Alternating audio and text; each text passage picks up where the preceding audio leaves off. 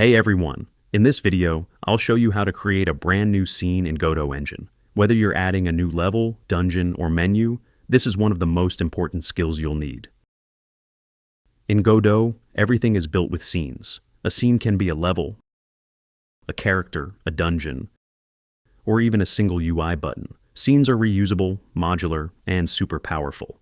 To create a new scene, click the Scene menu at the top left and choose New Scene. Godot will ask you to select a root node. This is the main container for everything in your scene.